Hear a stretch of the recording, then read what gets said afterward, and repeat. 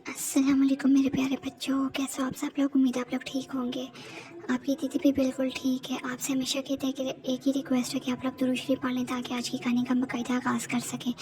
उम्मीद है मेरे प्यारे प्यारे बच्चों ने दुरूद शरीफ पढ़ लिया होगा। आप लोग रोज़ाना 5 वक्त की नमाज़, कुरान पाक की तिलावत तर्जुमे के साथ किया करें और 10,000 मरतबा रोज़ाना दुरूद इब्राहिमी पढ़ा करें। चलिए पढ़ते हैं कहानी की तरफ। जादुई शहज़ादी का अनोखा राज। आज का अनवान है जादुई शहज़ादी का अनोखा राज। किसी दूर जंगल में एक बहुत बड़े महल में एक शहज़ादी रहती थी जिसके बाल सुनहरी थे और वो बहुत खूबसूरत थी। कोई भी इसकी हुस्न की ताब नहीं ला सकता था। जो भी इसे आंख भर देखता वो इसके हुस्न के आगे उसके हुस्न का गर्विदा हो जाता। हर रियासत का हर शहज़ादा और हर लड़का इससे शादी करना चाहता था। शहज़ादी बहुत खूबसूरत थी। शहज़ादी इतनी खूबसूरत थी कि बिल्कुल एक खूबसूरत परी लगती थी। शहज़ादी के माँ बाप ने इसे बहुत लाड प्यार से पाला था। शहज़ादी इकलौती बेटी थी। बादशाह और मलका की शहज़ादी के अलावा कोई औलाद ना थी। उन्होंने अपनी बेटी इस शहज़ादी को बहुत लाडो और चाह से पाला था। शहज़ादी का नाम शहज़ादी प्रीति था। प्रीति बहुत ही खूबसूरत थी। जब वो छोटी थी वो बाग में खेलती थी और उसके सुनहरी बाल खिलखिलाते थे और वो और भी खूबसूरत लगती थी। जब भी वो बचपन में अपने महल के बाग में खेलती थी, तितलियाँ और फूल इसके आगे झूमने लगते थे और परिंदे दूर दूर से आकर दरख्तों पर बैठ जाते और इसके बालों को देखते। इसके बाल बहुत ही खूबसूरत थे।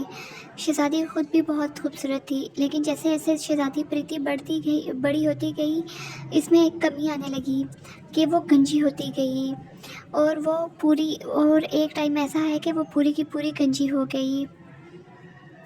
अब शहज़ादी बहुत अजीब लगने लगी थी। वो इसी वजह से शर्म के मारे अपने कमरे से बाहर ही नहीं आती थी और नौकरों के पास से भी नहीं गुजरती थी कि कहीं महल में इसकी बदसूरती की बातें ना होने लगें। शहज़ादी बहुत परेशान रहने लगी थी।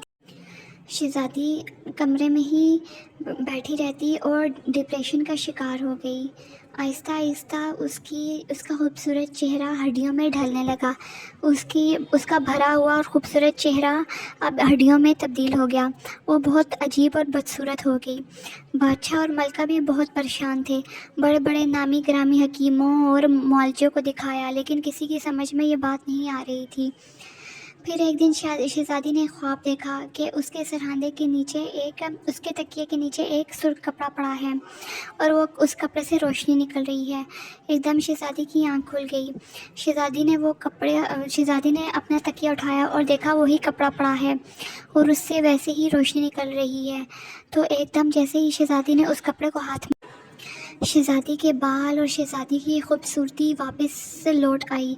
शहज़ादी के बाल फिर से लंबे, घने और सुनहरी बाल फिर से उग गए और शहज़ादी के चेहरे पर जो हड्डियाँ निकली थी उसकी जगह खूबसूरत गालों ने ले ली, खूबसूरत रुखसारों ने ले ली। शहज़ादी अब बहुत खूबसूरत हो चुकी थी। अब बादशाह और मलका बहुत खुश थे और हैरान भी थे कि ये क्या हुआ है। फिर शहज़ादी की एक दूर रियासत के शहज़ादे से शादी कर दी वो भी बहुत खूबसूरत था। शहज़ादी के पास ये रुमाल एक राज की तरह रह गया।